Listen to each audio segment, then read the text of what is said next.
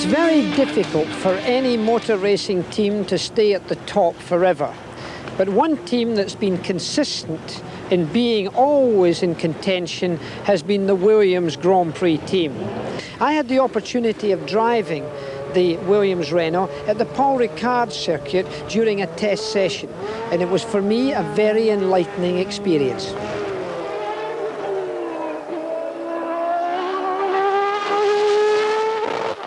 Williams Grand Prix Engineering is a name that's synonymous with success. Frank Williams, a constructor, has won the World Championship many different times.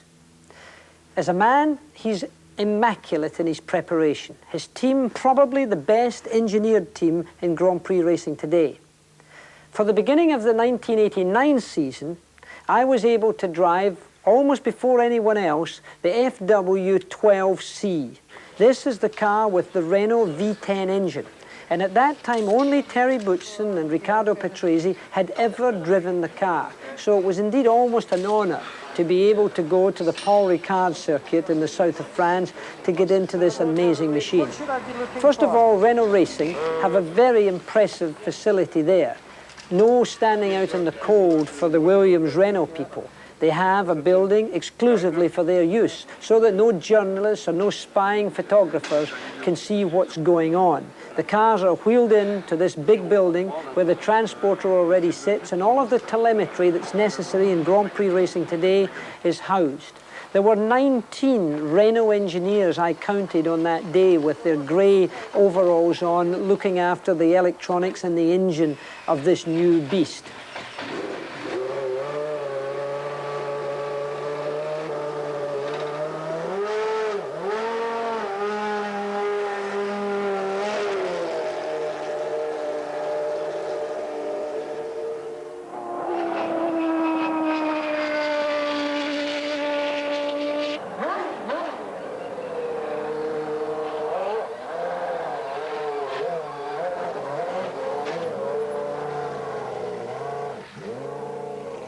The car itself, very impressive to drive.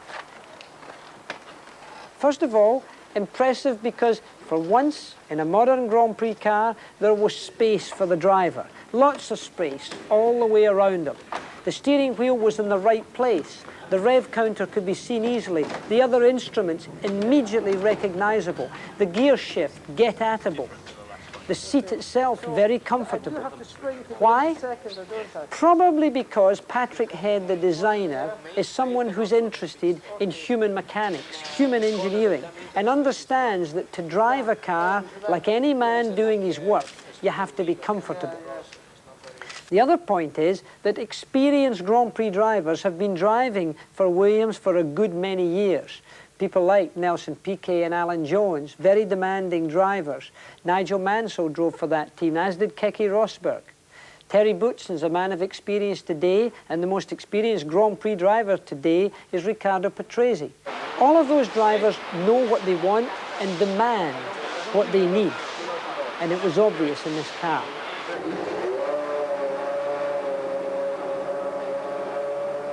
The car was impressive also in the sense that the engine was so smooth and so flexible. I expected it just not to have the torque that the car enjoyed. The Paul Ricard racetrack for me was an impressive one to go back to because I knew it all. I knew the racetrack from years gone by. But what utterly amazed me about the Williams Grand Prix car, above any other that I had driven so far, was the composite carbon fiber brakes. Because it was a circuit that I felt comfortable with and a circuit with a good surface, I could get in deep under braking.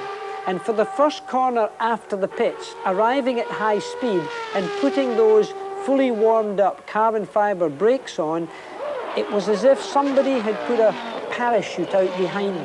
The car was suddenly arrested, and in fact, I stopped much too early for the corner. At one point, I had to accelerate to get to the corner after braking.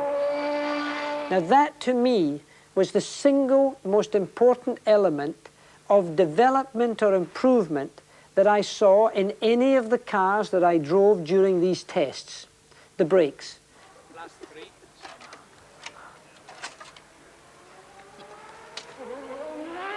The aerodynamics of the car were also impressive. The car was better at high speed. In slow-speed corners, it suffered from understeer.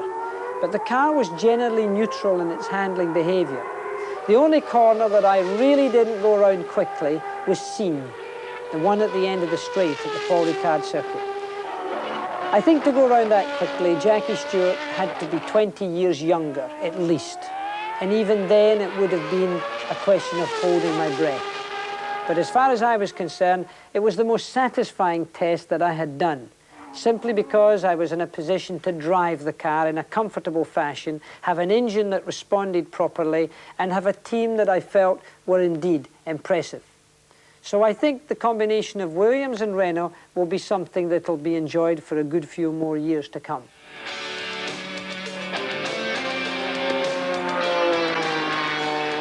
To drive a championship-winning car is always a pleasure.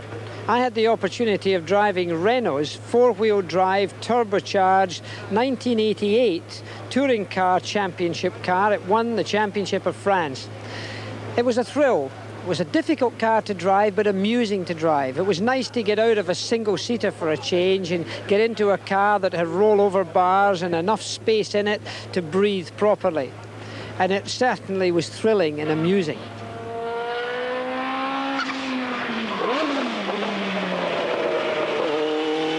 One of the more amusing and certainly enjoyable cars I was to be able to test in this series was the 1988 Renault 21 Turbo. It was this car that won the '88 French Touring Car Championship. It was very fast, it was very agile, but it was to some extent like turning the clock back. I remember when I used to drive touring cars way back in the early 60s, in the mid-60s. In a funny sort of way, touring car racing, although clearly it's become much faster and more technical, has not changed a lot.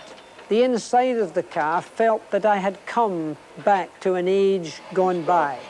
The switches, the way the dashboard and the instrument panel was laid out looked like a little bit yesteryear. It just was a bit old-fashioned.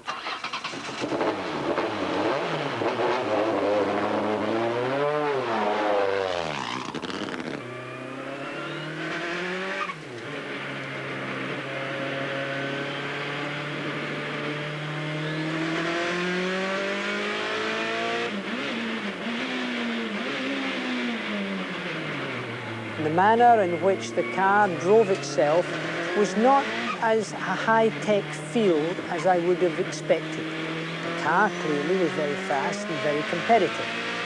The car did slide quite a lot. It had oversteer and it had understeer. The turbo lag was there and took time for the driver to interpret.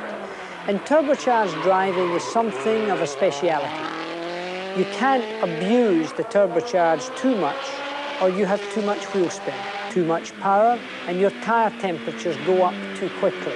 So there is a delicacy of driving when you drive a turbocharged touring car with all of that weight that you have to take into consideration. You're not allowed to throw the car around from one side to the other.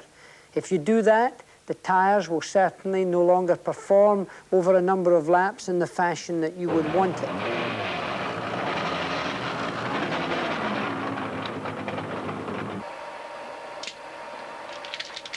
The combination of the harder tires on the left-hand side and the softer tires on the right-hand side weren't very sympathetic to the car. But I myself made several mistakes. That's why I kept going round. Rather than trying to do a fast lap after a mistake, I wanted to do a lap and get rid of it and then try. But the balance between left and right corners was not the same. So it was a little difficult to interpret. The brakes, they were good, no troubles. The transmission seemed smooth and not too rough, although it certainly didn't have the touch of a Formula One racing transmission. The car was noisy inside because, of course, no baffling and that enormous amount of turbocharged sound being thrown from one bare wall to the other, a noisy experience.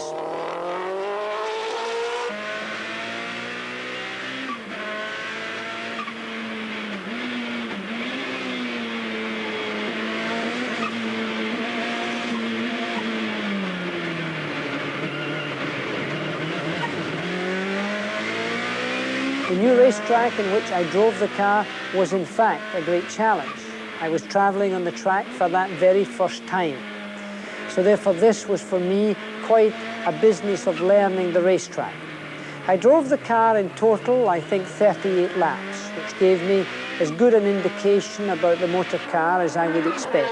I got down to competitive times. There had been a race the day before, and we were around the same time, if not a little faster, than the cars that were racing in the year 1989, with less power than the car that I was driving.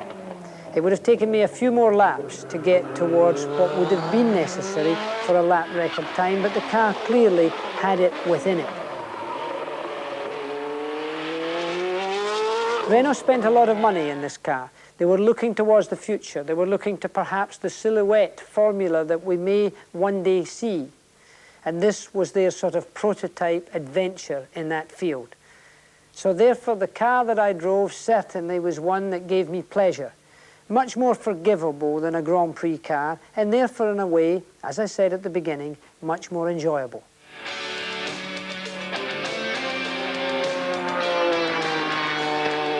Only one Monegasque has won the Monaco Grand Prix. That was Louis Chiron way back in 1931. I've managed to win 4 times here, once in a Formula 3 car, the other 3 times in Formula 1. It is the most glamorous place for a driver to race. But the technique of driving hasn't changed very much. All those years ago when I was driving a Formula 1 car, well, I have had the opportunity of driving the new Formula 1 cars. And therefore, it was interesting for me to see what a change it had been. Was it all that different? Not really.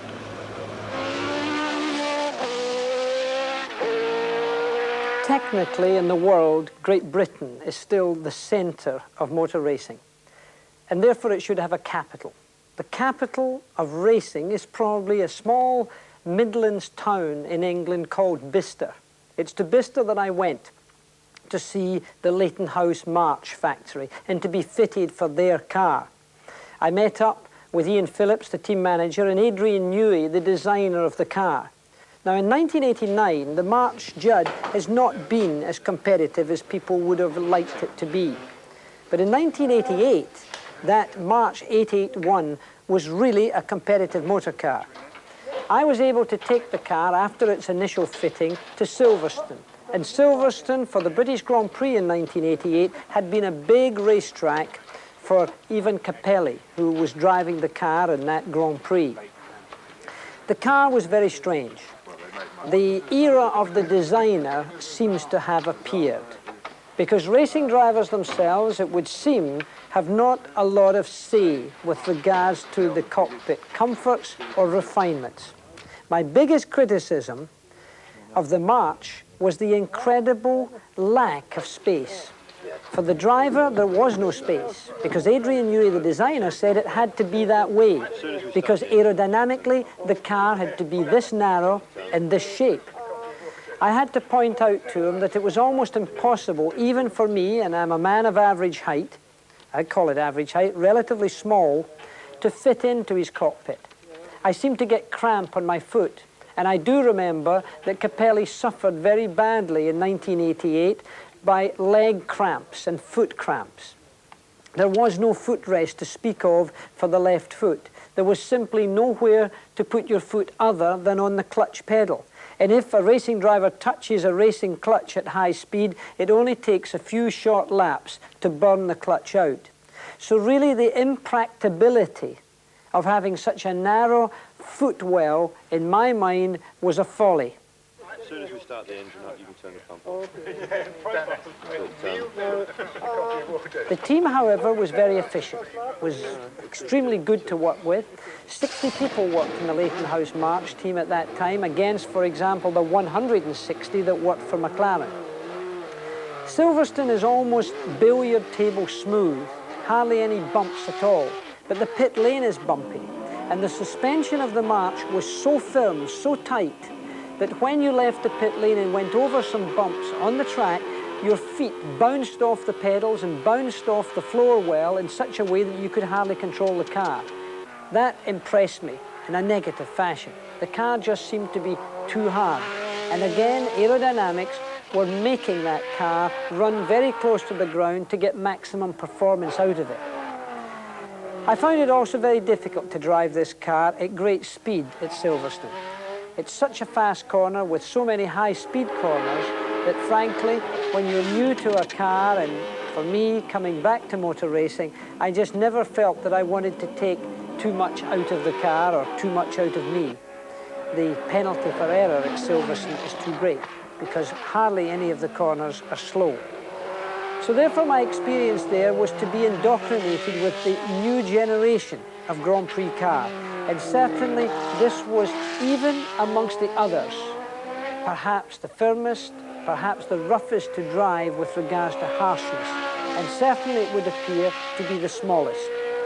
It was fast at that time, but it wasn't comfortable, and I don't really think their two drivers, Gugelmin, who is very fast, and Capelli, also very fast, could have taken the maximum out of that car or driven the car to the ultimate limit of their abilities, simply because it was too uncomfortable and too cramped.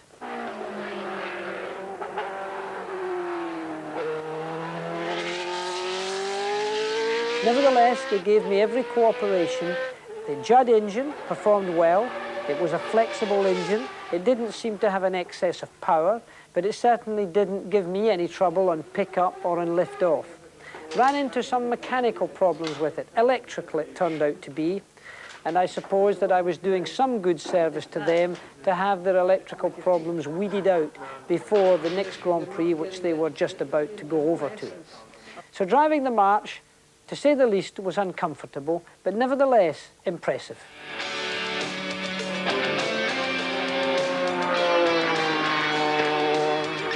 Well, it's been a long time since I drove this car.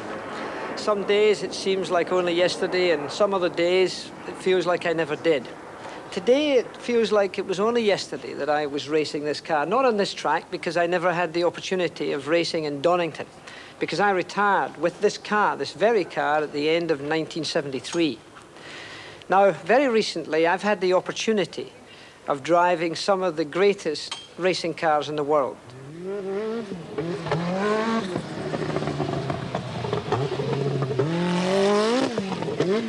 One of the more unusual cars I had the privilege of driving was the Peugeot 405 16 Turbo, the Grand Red, in English, the Great Raider.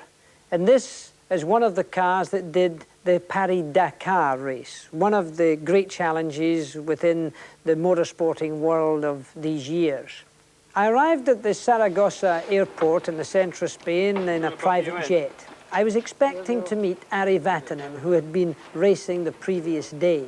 Sadly, no Ari Vatanen, no Jackie Ickx, who was also there for the previous day, and no one else who was really expert in showing me the tremendous difference of driving that this 405 Peugeot had over any other car, in a terrain that I had never seen or driven on before.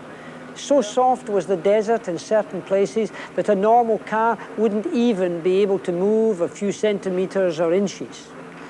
I was able to get fitted to the car, and it was indeed a special motor car. Lightweight, very strong obviously, high off the ground with tremendous wheel movement in the suspension, many shock absorbers in each corner, and a sophistication of ruggedness that clearly Peugeot have mastered more than perhaps any other manufacturer in that type of racing today.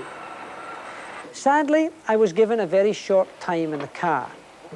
We were going to mount a camera in the car, but I felt as if I needed somebody sitting beside me to tell me where to go and to what to do. I didn't know how to drive a car that had four-wheel drive and maybe four-wheel steer in a set of circumstances that were so foreign to me. We did a gentle lap, we did another gentle lap, and then we went down a long back stretch of straight road. There were several humps and bumps towards the end of this long straight, which was taken in 6th gear. It had a 6-speed gearbox, this car. My passenger was an engineer of enormous experience. I didn't know how fast one could go over those humps and bumps. I looked over to him and he seemed to be in order. I thought maybe I should brake, so I braked. Then I thought maybe I should change gear, and I changed down into 5th gear, and I slowed the car down again on brakes. Not knowing what speed to travel at over the bumps, I thought I had reduced speed sufficiently to handle it, but was completely unaware. It seems also my co-pilot, who would normally be navigating, didn't know either, because we entered the first bump. The car suddenly launched itself into the air. It must have gone 3 meters, I would think, in the air. And suddenly I found that Peugeot 405s don't fly too well. The car did not fly level. The car suddenly dipped its nose very aggressively and dashed towards the ground. The car caught and rolled over end, turned over and did 4 more rolls. An impressive accident, to say the least, and one that I felt particularly sorrowful about, because it was one of ignorance. It was one of not being told. Had I had a driver of experience, I would have first gone out with him driving to show me the road, for him to show me at what speeds those things could be done and could be taken at. He would have shown me the technique of driving, which I was slowly getting to the hang of. But without that, frankly, I was a virgin at the stake. It was the end of not a very nice experience. We were able to roll the car back on to its feet, and the car would certainly have not continued. If it had been in the Paris-Dakar, and there are some cars do roll, this one would not have gone any distance. The rear suspension was severely damaged. And frankly, it was the end of not a very nice day for me.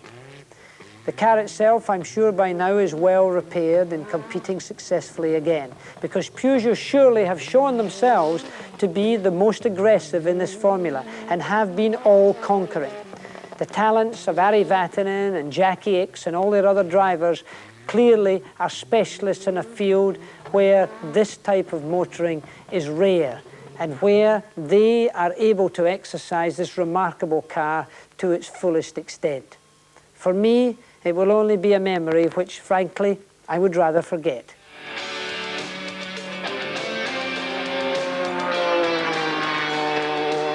When I first came to Monaco, it was 100 laps around this tight little circuit. Very tiring and very demanding for the car as well as the driver. But you know, the most impressive thing to me was when I saw the turbocharged cars driving around here with perhaps 1,000 brake horsepower, sometimes in qualifying 1,300 horsepower. That was a challenge. And that, from a driver's point of view, was a very difficult thing to do. How do you control that much horsepower? Well, looking back just a little bit, I had the opportunity of sitting into the Benetton Grand Prix car with the turbocharged engine, with the Ford engine. I drove it at Alton Park in Cheshire in the north of England, but it did give me an impression of all that power. When I drove those great Grand Prix cars, however, of present day, I started off with not a brand new car, because I wanted to feel the power of the turbo era. The 1500cc turbocharged with twin turbo Benetton Ford. I drove this car at Alton Park, and my goodness, wasn't it powerful. An immense amount of power, but ironically, very gentle in its power. You could ease the power in or take the power off without the car being very reactionary. The team were good to work with. I had gone to their factory at Whitney to be sure that I could fit appropriately into the car. My biggest criticism was the cockpit of the car. It wasn't well laid out. It had never clearly had an experienced driver drive it.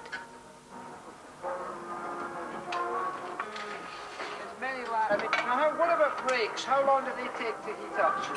Well, we've taken Many laps now, slowly and gently. I wonder if it's going to quick anyway, but... The steering wheel was in the wrong place. The gauges could not be read clearly. The gear shift was awkward, and the pedals didn't function as a racing driver of experience would want them to function. If you look back in the history of the Benetton team, and before them the Tolman team, who they were to take over, you would know that there were no established Grand Prix drivers. There were no Alain Prosts or Nelson Piquets or even Nigel Mansells in those cars. They were young, up-and-coming drivers who would have given their right arm to drive a Grand Prix car and would certainly not criticise the team for the position of driving.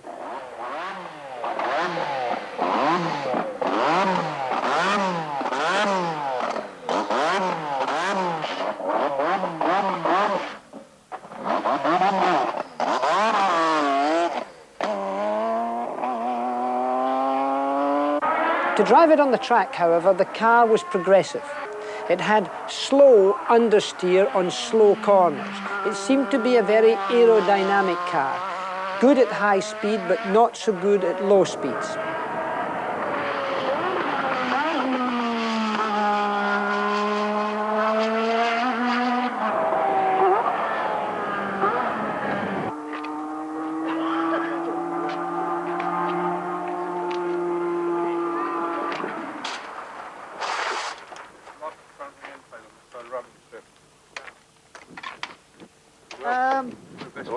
We're warming up the nice. No, what you need to do actually, if he wants to test this now, I mean, before he gets the other one, Nanini, I mean, is put a wedge-shaped wooden block on the pedal. On the pedal, so that it brings this bit. You see, when you push it back, you're doing that. Yeah. What he needs is that. Yeah. So if you just got a wedge, like a piece of cheese, Yeah. on it, that would let him reach the end of the movement. Right. Ready?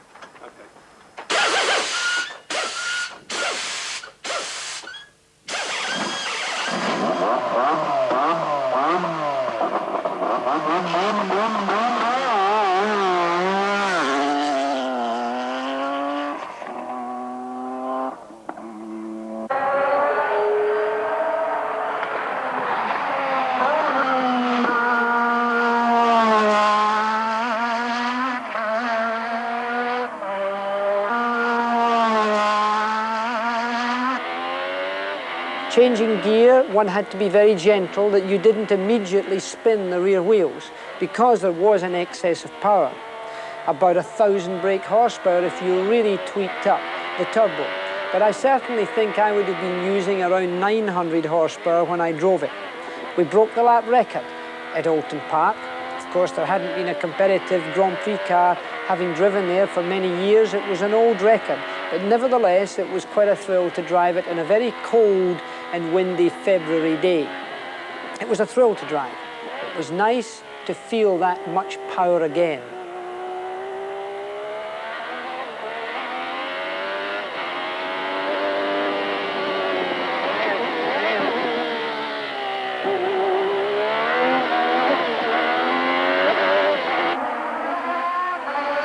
The team, well turned out, well prepared and good to work with. The car itself, no longer in use because normally aspirated engines have come back to Grand Prix racing. But it certainly, for me, was a thrill just to drive that much power.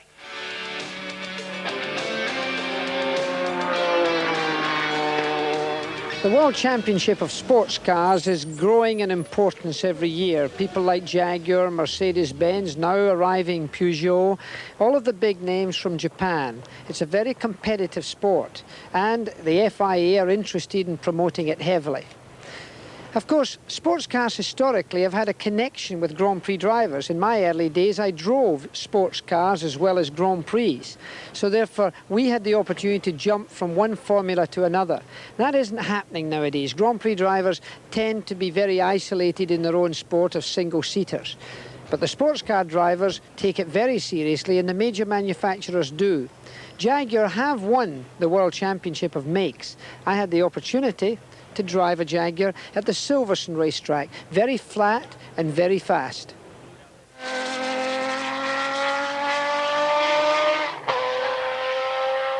In my career, I specialised in Grand Prix racing, but in the early years of my racing life, I drove a variety of different racing cars.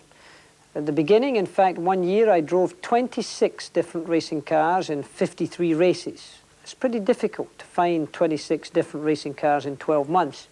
But it did give me an understanding of being able to apply myself to different problems of racing. Because if you drive a touring car, that is very difficult. It's a different type of driving than a single-seater racing car or a big prototype sports car, for example. The Jaguar that I was to drive certainly had a pedigree. This same type of Jaguar had won the 24-hour race of Le Mans. The actual car that I was driving at Silverstone was going to be a sprint Jaguar, the type that went for the 1,000-kilometer races. And when I drove it, it was on a great winning streak, winning the World Championship of sports cars and prototypes. Again, I was amazed and impressed by the space inside the car because, of course, regulations stipulate that the car has to technically have to accommodate 2 people, a so-called passenger, although there are precious few who would wish to travel in that fashion. The car was laid out well, and because it is driven for, in some cases, 24 hours, all the modern amenities were there. There was a proper key, there was a starter on it, the mirror was adjustable and very comfortable. They had electric outside mirrors, pretty tricky for a racing car. But of course, if you think that drivers of different dimensions, perhaps 3 of them per race, have to jump in and out of the cockpit, clearly the adjustments to outside mirrors have to be easily done and altered as the drivers change, as well as changing the seats for the drivers. One of the things I complained about as soon as I got into the car was that the floor well of the car where you put your feet was extremely slippery. I always feel as if the driver should have something that he can hold his heels onto without them slipping around. This was not the case, and is something that I would have wanted to have as a racing driver joining that team. The car also had a peculiarity which I did not like and was later to be embarrassed by. Frankly, the car's head was towards the rear of the car. The car felt not like a mid-engined sports car, but like a rear-engine sports car. The great length and weight of the Jaguars really was based on the engine itself. The wheelbase was very short, but the engine extremely long and extremely heavy. This made the car very sort of elephant-like in the rear end.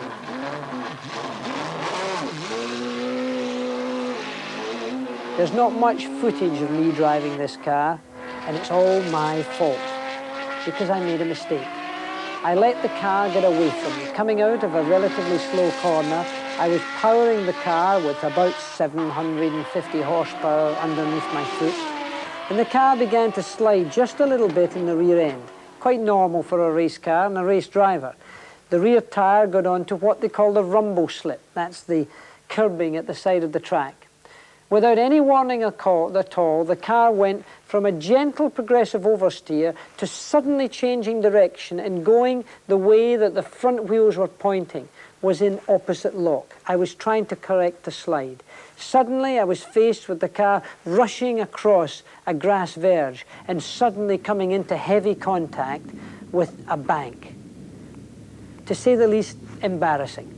Because here I had been given this wonderful car by Tom Walkinshaw and Sir John Egan from Jaguars to test and to speak about. This team had immaculately prepared it. They had brought it and done everything they could for me. And here I had really made an error of judgment. I liked the idea of driving the Jaguar. I did drive it. I felt what it was like, but I didn't certainly take the full potential from the car. The car since then, of course, has been greatly changed. The wheelbase has been extended, the engine has been lightened, and I believe the car today would perhaps be much more drivable.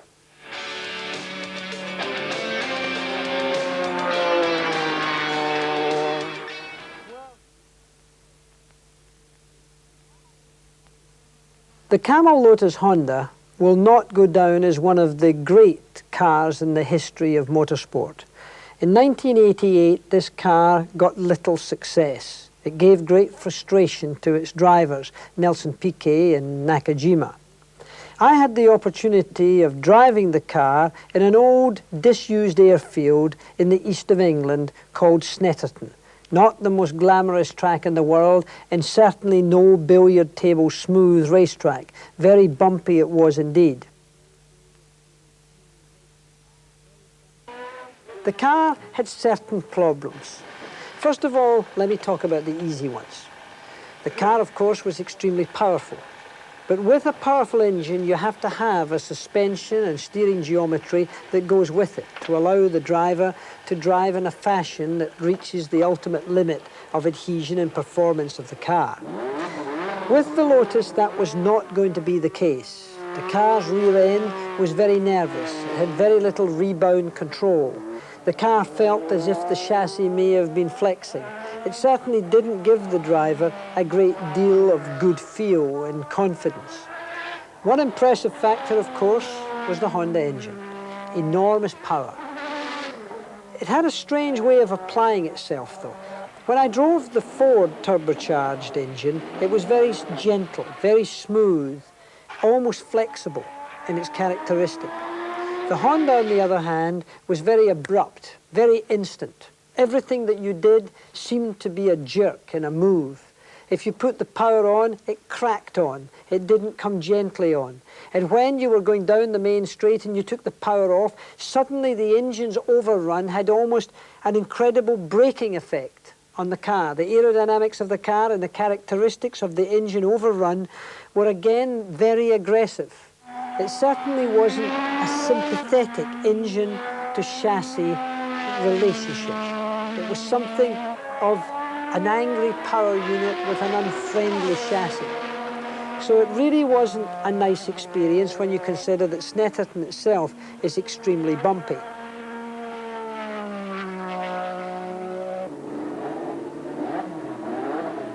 But the greatest problem I had with the car was the driving position. The designers had decided that it had to be small in the cockpit, in the area restricted.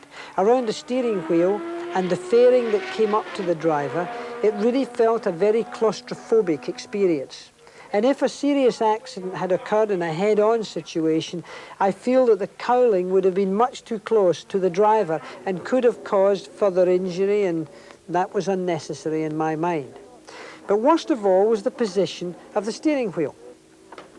The instrument panel was almost unreadable, the steering wheel itself much too close to the instrument panel. And in fact, the master switch and the jack, the rubber jack that connects the microphone inside the helmet to the switch that allows him to speak to his pit on the radio, was so close to the steering wheel that at the very beginning of my run, I think on the third or fourth lap, going through a corner called the bomb hole, I actually got my driving glove jammed between the master switch and the radio jack and the wheel itself. I couldn't move the steering wheel one way or the other, and in fact I spun the car in the process because I switched the engine off without intent. I had to take my glove off and remove the steering wheel to untangle the mess. Now maybe I was wearing driving gloves that are a little bit heavier than what Nakajima or Piquet wears.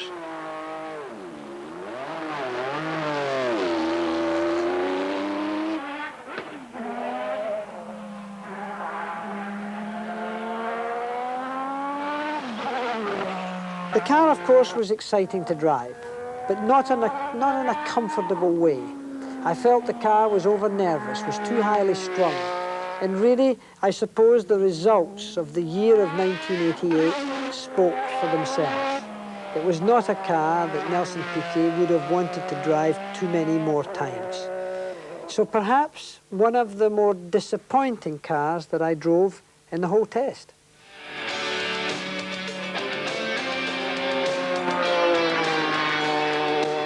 My motor racing career never involved motorcycles, but many racing drivers started on motorbikes before they got into the four-wheel species. In the United States of America particularly, motorcycle racing has now become extremely important, with all the leading riders in the world basically coming from only two countries, Australia and, more importantly, from the United States. They've bred very good riders. But they've bred very good specialised cars also at Indianapolis, and unquestionably the leader of that particular species is the Penske. Roger Penske, a remarkable man, a racing driver himself, now a very important businessman in the United States, has a racing team that is mightily successful. Penske cars have won quite a few Indianapolises, and I had the opportunity of driving the winning car at Indianapolis at the Mid-Ohio racetrack in the middle of the United States.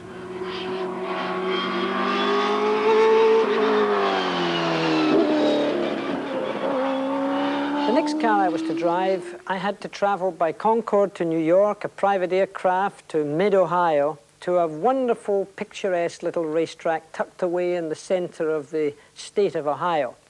And there I had the Indianapolis winning Penske to drive. Very impressive car, the car that Rick Mears was to win the 1988 Indianapolis 500 in. And the contrast from driving a Formula One car of the current era to suddenly stepping in to an Indianapolis car was giant. First of all, I felt that as if I might have been sitting in the sitting room of Glen Eagles Hotel. There was all the space in the world round the car.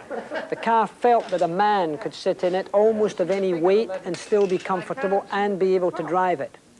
I found the instruments, however, just a little bit difficult to read because of my positioning in the car.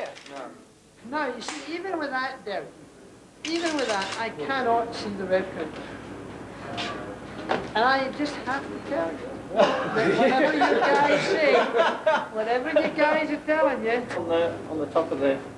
Well, in that case, you can see it. If I'm up here, I can see it.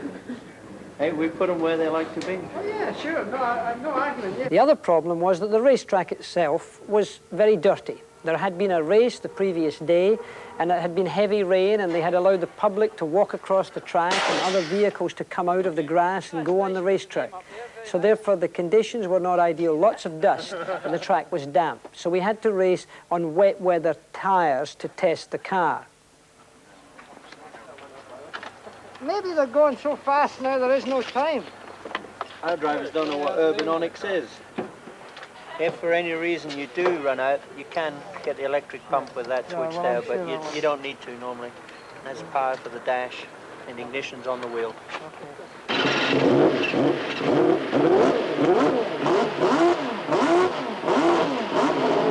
The power was the other thing that I noticed that was vastly different, because the Indianapolis cars have only single turbochargers. So therefore, when you press the accelerator pedal, there is a great lag, a great delay before the power immediately picks up.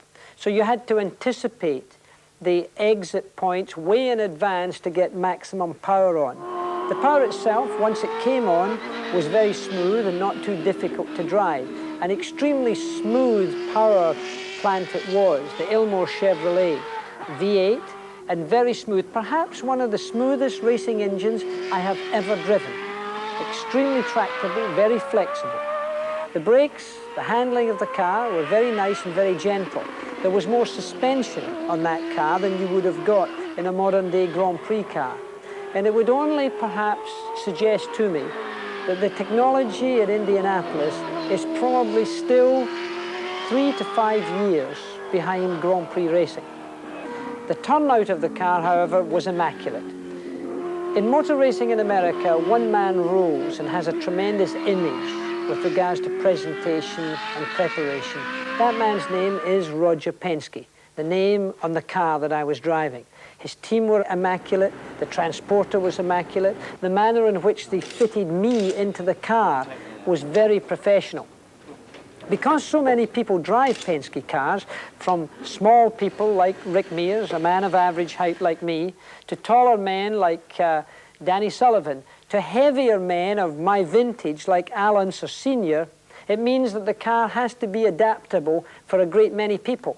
So therefore, that great amount of space that the cockpit affords obviously allows various dimensions to sit in. Even the screens that are around the cockpit of the car, they have a selection of. So therefore, they were able to, in a matter of 20 minutes, fit me into the car with pedal adjustments, column adjustments, steering wheel adjustments, and fairing adjustments to be absolutely ideal for the job in hand. It was a pity that I wasn't able to drive the car properly on slick tires to get down to what might have been a very competitive lap. But it certainly gave me an idea of what kind of performance that one would expect from a kart Indy car. Because more than half of the IndyCar series now in the United States of America are on road courses. So the days of the mighty oval are over. Of course, Indianapolis is the one that you have to win. And it was this very car that I was able to drive on that day in Ohio.